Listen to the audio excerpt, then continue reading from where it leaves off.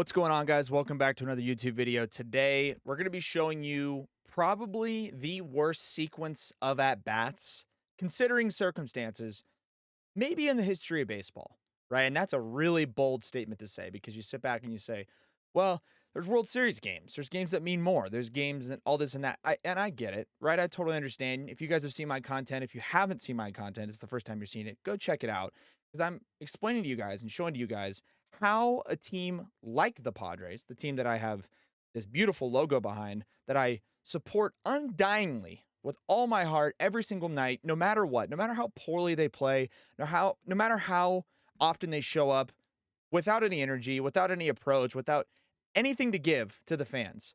I still show up, I still watch every single night, I still support. And I don't know why. Honestly, I don't know why.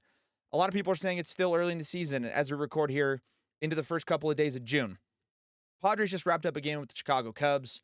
They ended up losing the game by what the final score is up here in the top corner of 2-1. Okay?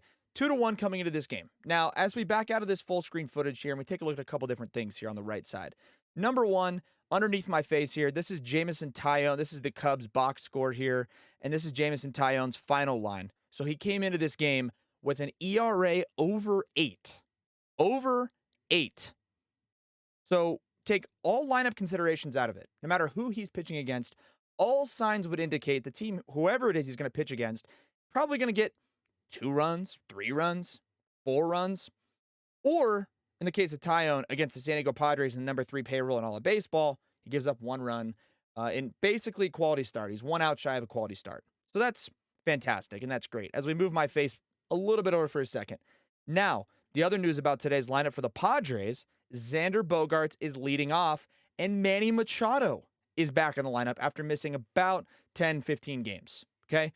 If you looked at this lineup 2 years ago, 3 years ago, and you saw Xander Bogaerts leading off, Fernando Tatis Jr. hitting second, Juan Soto hitting third, Manny Machado hitting fourth, All-Star Jake Cronenworth batting fifth, Gary Sanchez, who, yeah, okay, let's say 2 years ago he's bouncing around, but offensive producing catcher, who, by the way, in his last 3 games has 2 home runs, Matt Carpenter, who on the Yankees a couple years ago was Babe Ruth, Rougned Odor, scrappy, and right now, offensively, the best player for the Padres, as we speak in 2023, and Trent Grisham, who was a all-star Gold Glover in 2020. Nevertheless, it's an unbelievably stacked lineup.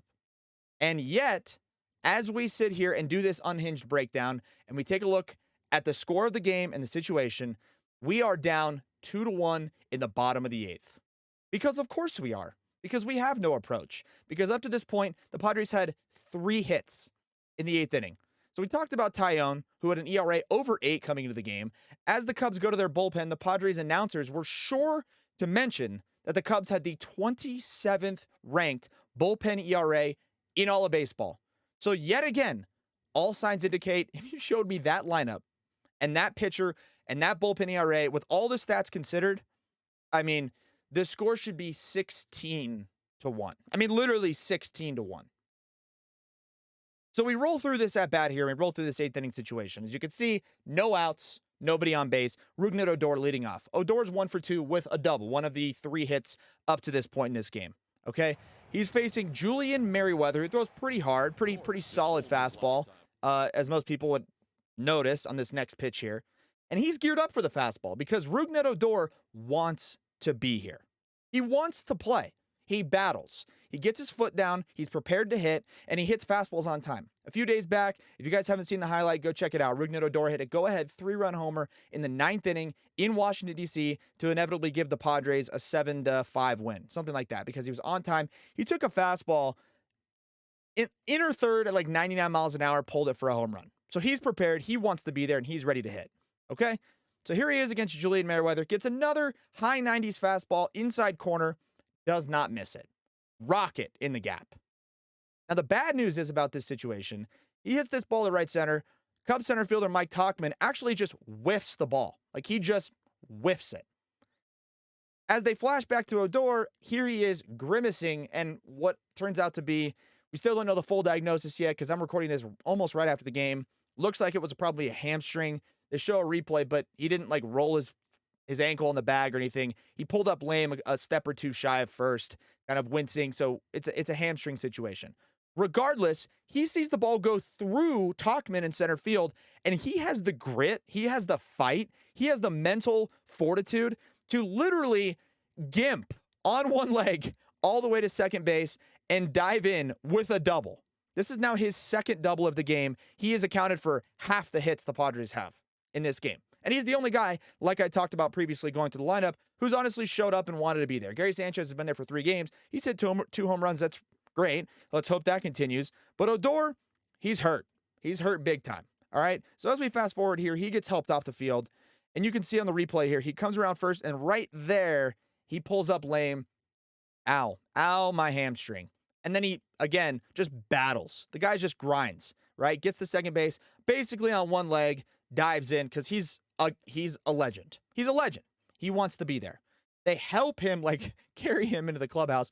Ha-Sung Kim pinch running for him at second base. There's Ha-Sung Kim, and there's Trent Grisham. Trent Grisham comes up. He's hitting 9 holes. So in an ideal situation, in an ideal world, if Grisham, obviously, Grisham could homer, he could get a hit, he could do a lot of different things. But as a hitter, your situation here, you want to get the guy as quickly as you can from second base to third base. Now, Grisham being left-handed, that works in his favor because if he hits a ground ball to second base, ground ball to first base, fly ball to right field, something on the right side on his pull side, he would move the guy over. Now, as it turns out, going through this at-bat here, as we flash forward, you can see the count now to 3-0, and he actually walks Grisham on 4 pitches. We showed you the lineup. Here's the situation. We have first and second. We have no outs. Xander Bogaerts coming up to hit. All right. As we fast forward here, they show Xander Bogaerts coming up against a new pitcher, Adbert Alzolay.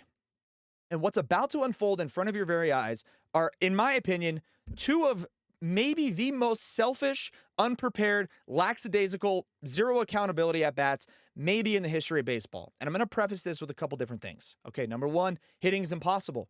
I've talked about it a number of different times on my videos. Hitting, it's one of the hardest things you can possibly do in all of professional sports. But you know what makes it a lot harder? When you're not prepared, when you're not ready to go. And there's been talks, before we even let this replay go through and this at-bat unfold, about Xander Bogaerts and his wrist so far this season. If you haven't heard about it, go read up on it. Xander Bogaerts is having some wrist issues, left wrist. He's gotten a cortisone shot earlier this year. He missed a few games because of it. He's had some days off. And he was actually pretty productive for the Padres in the first month of the season. And he has a hit in this game, but it was an infield hit. It was a one-handed dribbler to third base that they just let roll, and he got to first. Regardless, since the first month of the season, and he had a wrist injury that resurfaced, he's been like really, really, really bad. Really bad. And he's bounced around the lineup. He's hit cleanup. He's hit leadoff, as you can see tonight. He's hit 5th. He's hit 2nd. He's bounced around a lot. So with all that expectation and those lineup configurations, we've been expecting production from Xander Bogaerts, kind of what we got in the first month of the season. He wasn't superstar talent level or even regular Xander Bogaerts level for the first month of the season, but he was pretty good. Probably one of our best offensive guys.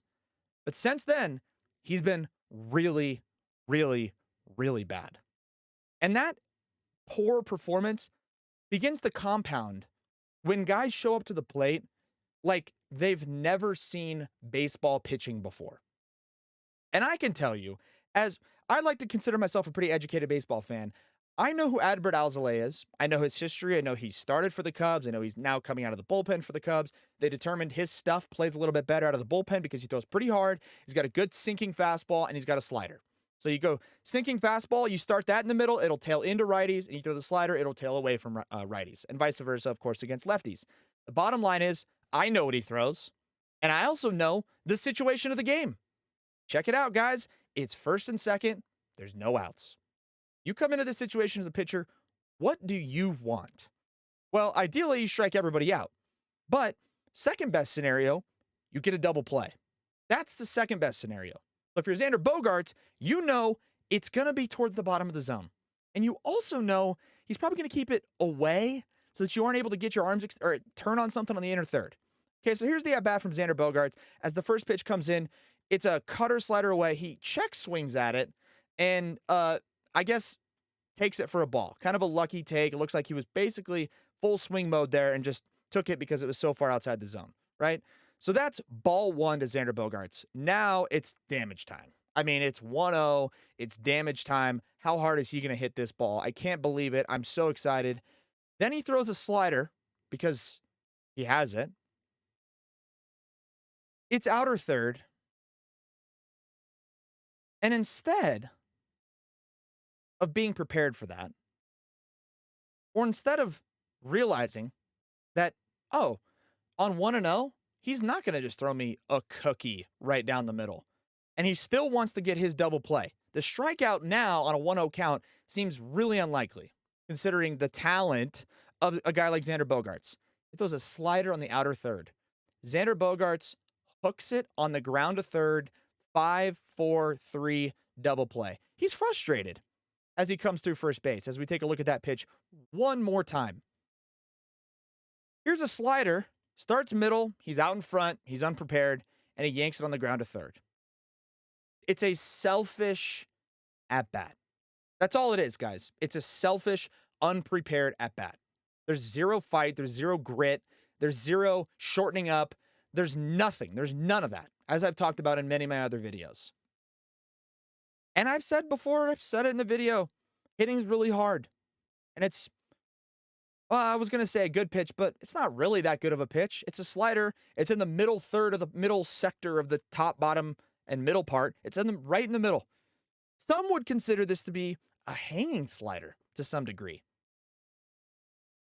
Most guys that I would consider to be superstar caliber players or good hitters, guys like Mookie Betts, Aaron Judge, Mike Trout, right-handed hitters, Bo Bichette, for example, this year having a great season. This pitch right here in this situation is this guy, of any of that list of players I just listed off, they keep their hands connected. They stay ready to hit and prepared to react to an off-speed pitch, front hip engaged. Okay? Again, as we talked about, when you're conducting your at-bats in a selfish manner, like Xander Bogaerts does in this at-bat, and you're unprepared, the front hip, it's gone. It's going to go immediately because all he wants to do is yank, yank, yank, yank, unprepared, has no idea what's happening. Just, I guess in the back of his head, just forgot that Adbert Alzolay throws a slider. There goes the front hip. And he's out in front, guys. Pulls it to third. 5-4-3 double play. There's Bogaerts coming through first base. Oh, shoot, darn it. Okay, I guess he's frustrated that he didn't get the job done again. And this has been a recurring issue for the Padres, is the runners in scoring position. If you don't know by now, even though everybody on the planet knows it, the Padres are dead last in Major League Baseball with runners in scoring position, batting average-wise. Batting average with runners in scoring position, they're dead last. Not to mention just overall general batting average. Padres, I believe, are 29th in the league out of 30, if not now at this point, dead last. And if they aren't dead last, the only team behind them is the Oakland A's, who are, historically speaking, maybe the worst baseball team in the history of the sport. And the 29th ranked team right above them, the $235 million payroll San Diego Padres. So here's your at-bat again. Now, listen, the good news is the inning's not over, right? The inning's not over. We have Fernando. Look at Adbert Alzolay. Like, I cannot believe I just got that done. I can't believe it. I am so good. I can't believe it. I'm so good. Now, here's Ha-Sung Kim on third base. We got 2 outs. The inning's not over. In fact, in a lot of cases, like I mentioned before about the talent level of this lineup, a guy like Fernando Tatis Jr. at the plate, a lot of people would love this situation, right? Disregard the entire how the first 3 batters unfold in this situation, or disregard the Bogaerts at bat, and you just said, hey, you have a team, you're down 1, 2 outs, runner on third in the bottom of the 8th, and Fernando Tatis Jr. is at the plate. A lot of people would go, great, can't wait, so excited for it. But here's Fernando Tatis Jr. against Adbert Alzolay. So again, we talked about Alzolay, sinkers in, sliders away. Now, with 2 outs, his only objective is to just get Fernando Tatis Jr. out. Make sure he doesn't get a hit. Make sure he doesn't get his arms extended. Make sure he doesn't barrel a ball. Tatis is up at the plate. I guess he's just sitting on fastball middle. I guess that's all he wants. I guess that's all he can consider in this situation. So Alzolay goes, first pitch, there's the sinker, right where Yan Gomes was set up, way, way, way in off the plate. Way in off the plate. Because he doesn't want him to get his arms extended. In fact, in a lot of ways, they're probably making sure this ball is not a strike because they don't want Tatis to get his arms extended. If they miss, they miss. Oh. Oh, what was that swing, Fernando? It almost looks like you were just pure guess hitting, hoping to be a superstar, and you just... I mean, that is as bad as it gets right there. That's really bad. I mean, that's... And here's 255. Yeah, okay, great. Super cool stats for Fernando there. Coming right back in, Fernando. Be ready. He takes it. It's down. Great. Okay, now we're 1-1. Fastball, you guys think? What do you guys think? Slider? Do you think fastball in again? They've gone to it twice already. Maybe not a third time. Probably not a third time. In fact, if I'm Fernando and I saw one in and I don't know, gator arm fouled it off on the first pitch of the at-bat, then I took one down, odds are he's not going to throw it a third time because you've already seen it twice in a row. So what does he go to? Oh, that's right. His other pitch that he always throws, besides the fastball, slider down and away. Swing and a miss. Now we're down 1-2. And he's taken a ball, but the two swings he's taken, the balls have, I mean, combined have been 3 feet off the plate. I mean, this pitch, it's like a good pitch to some degree, but I mean, it's just a completely powerless, useless swing. Useless, powerless swing. So now if you're Fernando, I mean, you're toast. I mean, there's nothing there. But luckily, the at-bat's not over, and we've talked about a lot of different things and a lot of different pieces of content we put out, and I've mentioned in this video. Things like grit, determination, battling, unquantifiable pieces of the game of baseball where you just choke up, you battle, you spread your legs out a little bit, you get into your backside, you stay connected, and you do pretty much whatever it takes to put the ball in play. We've talked about hitting being impossible, and I totally understand that. But in this situation, Fernando, we need you to put the ball in play, brother. We need you to put the ball in play. We need you to battle. We need you to not take a giant leg kick. We need you to not do all these things that are going to basically eliminate you from even making contact. And there's another fastball down and in that Tatis has already seen twice.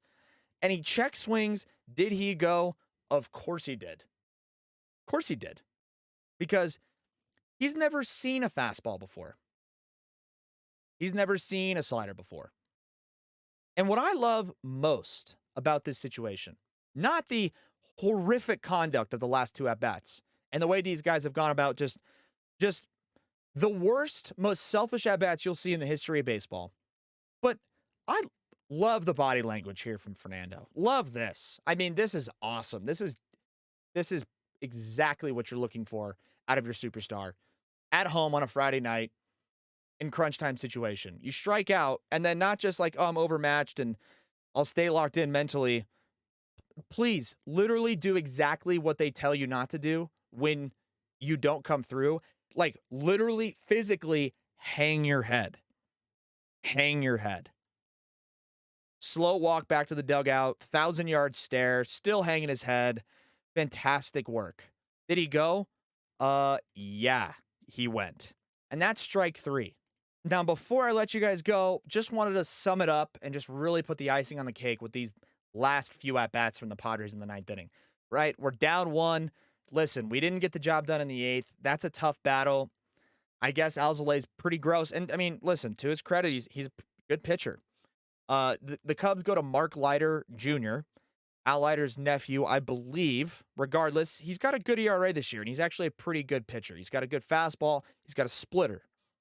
Now, I know this because I watch baseball and I know baseball. These guys play baseball, and they have access to limitless amounts of information. Here's Juan Soto, right? We talked about it. Didn't get the job done in the 8th. You know what? Scratch it. Forget about it. Padres got 3, 4, 5 coming up in their order with an opportunity to just scrap one run together. Get on base, shorten up, battle, put your nose in there, grind, get ready to just do anything and everything you can to make sure you get on base. There's ball one, right? Juan Soto's specialty. The bent over hip is gone. Now, I'm not going to dig too much on Soto here because he's been really good for the Padres recently. But as it turns out, as is normally the case in most baseball games, the way that the team's conducting themselves, the way they're handling themselves will indicate how a game's going to go, right? So here's Soto on 1-0, fastball up. 2-0, perfect. Damage time. Here we go. Here we go. What do you think? You think he's going to lay in a fastball to Juan Soto? What do you guys think? Think it's just going to be a cookie down the dick? Or is he going to go to his other pitch, which is a splitter? There it is. Soto doesn't like the call, even though, it's right there in the zone. Begging for walks because we can't get anything going offensively. Blue, was that on the bottom? Was that bottom of the zone? Okay, cool, thanks. Even though it was all plate, all strike. Remember, it was 2-0. So now what do you think? Think he goes back to the splitter? Yep, there it is. Oh, and there's a one. I don't know. It's like Soto's like never seen a splitter before in his life, like ever. Flail, and a miss. From Mark Leiter, it's like Yan Gomes behind the plate or whoever. Like, look at this swing. Okay. If I'm Mark Leiter here, it's just like Yan Gomes behind the plate is just like, dude, throw that again. Throw that again. My God, throw that again. Please throw that again. Oh, there's the splitter. Swing and a miss. There's one. Oh, don't worry, guys. We got Manny Machado. Yeah, it's his first game back, but he's 0 for 3. 91 up in the zone. He's late. He's tardy on 91 because he's not ready to go. And every single hitter in the Padres lineup is just in between. They're late on fastballs. They're flailing in off-speed pitches. There's nothing else. There's no fight. There's no battle. There's no grit. There's nothing, right? And if there was, Machado wouldn't be trying to tie the game with one swing. What he would do right there is shoot that ball up the middle. Or be on time. Be ready to go. So here's 0-1. Fastball buzzes the chin. Love it. Whatever. It's fine. Okay. Good take, I guess. But it was, honestly, at this point, throw your elbow pad out there, Manny. You got a giant one on. Well, maybe not. Machado missed time this last 10 games because he got hit in the hand. So I get it. Get out of the way. Perfect. That's fine. I will tell you guys 15 times out of 10, when a guy buzzes somebody up and in, righty on righty, he's going to go soft down and away. 15 times out of 10. There's a splitter. And boy, did he hang it. But Manny's out in front. And I just talked about they're late on fastballs. They're early on off speed. There's nothing else. That's all this Padres team is. Now we're 1-2. What do you think he throws to Machado again here? Well, something he can't do damage with. And I just hung that splitter. I'm going to shake to it because I know I can throw it down in the zone, and I know he's not ready for it. There it is again. Another splitter. Yeah, just not ready to go. Here's Jake Cronenworth. Now we have 2 outs. I mean, the game's over, right, at this point. First pitch splitter up. Borderline, but, it's a strike. Here's the 0-1 pitch to Cronenworth. Splitter again, and he's out in front. Shocker. Then he goes to splitter on 1-2, misses way out in front. And look at him just digging into the glove. He has a splitter grip in his glove. How do these guys... I don't understand how do they not just look at the pitcher. Look at him. All he wants to throw right now is a splitter because he knows a fastball at 91. If he misses anywhere over maybe not with the Padres, but theoretically he can't throw. He is just digging. I mean, he's just give me that splitter grip. Look at this. And he even looks at it to make sure. He's like, "Oh, splitter. Yeah, no, here it comes. Hey, Jake, here it comes. Here it comes. Swing and a miss." That's your ball game, folks. And that right there summarizes the San Diego Padres in 2023. There's nothing there. But they scored 10 runs yesterday. It doesn't matter. They scored 10 runs against the Miami Marlins and a bunch of mop-up relievers coming out of the bullpen for them when the Padres took a 3-run lead. There's nothing there. The 2 at-bats specifically in the 8th inning were, like, at this point, they're not that shocking, but to an outside fan who maybe had, like, just tuned in, it's mind-blowing how these guys think it's appropriate to conduct the at-bats the way they do. And that epitomizes the entire season. The Padres are gonna miss the playoffs. Nothing has changed. There's nobody in the dugout that's there to call these guys out on the account. I know they're grown men. You know, who's going to do it? The manager? What is he going to say? Play better? He already has. Bob Melvin's already said, play better. And nothing has changed. Because the at-bats are selfish. They're not team-oriented. They're unprepared. They're lackadaisical, one-handed, like just unprepared. No fight, no battle, no grit, all the unquantifiable. But if you want to quantify it, you could do, I don't know, batting average with runners scoring position. Oh, that's right. They're dead last. So if you're just tuning in, it's the first time you're seeing it. Thanks for watching. Now you guys understand. You recognize exactly what we've been seeing as Padre fans the entire year, and this is the reason why the Padres will be missing the playoffs in 2023, because the most selfish at-bats in the history of baseball. So, hopefully you guys enjoyed the video. Be sure to slap a like if you guys stayed all the way to the end. Be sure to subscribe to the channel if you guys enjoy this type of content. Let me know in the comments what you guys think, if anything, the Padres could do to fix these problems. To me, it's been more of the same. It's the Albert Einstein, the definition of insanity is doing the same thing over and over again and expecting different results. That's the Padres. Nothing's changed. So hopefully you guys enjoyed, and I'll catch you guys in the next one. Peace out.